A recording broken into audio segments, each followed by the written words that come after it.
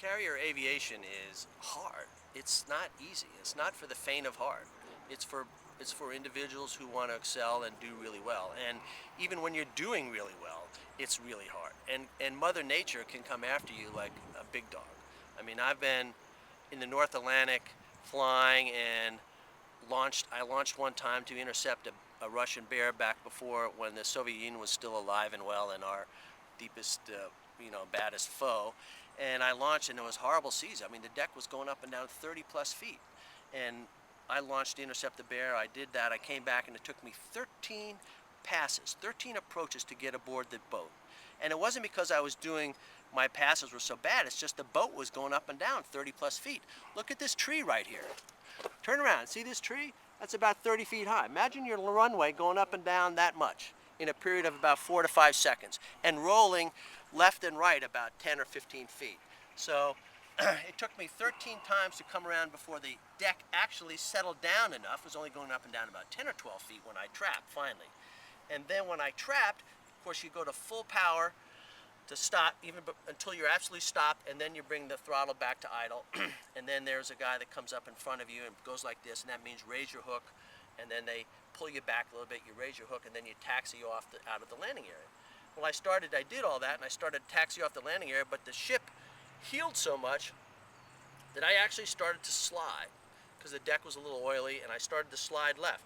And I kept sliding left and left and left, and I was getting almost to the edge of the ship where the only option was I was going to go over the side of the ship. So my option was going to be, do I eject or do I not eject? If I ejected, I'm going to come out of the airplane into 45 knots of wind and 30-foot seas, and the chance of surviving that and getting picked up by a helicopter are about 0.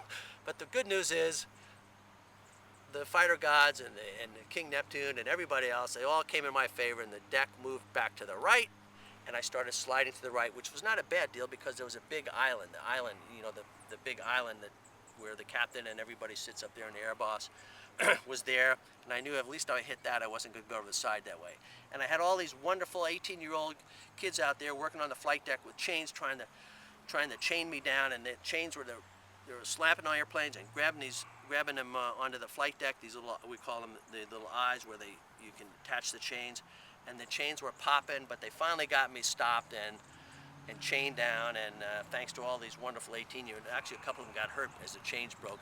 I think one kid actually broke his arm. The chain broke his arm. So it's a dangerous, dangerous world out there. But at the same time, it's pretty exciting. And I think you'll find, I hope our virtual carrier mission and experience will help you sense and feel that excitement. So go for it out there, launch off the boat, get off the front end, the pointy end as we call it, come around to the back end of the boat and fly that OK 3 wire. Keep it on speed, lined up in the middle. Snort out.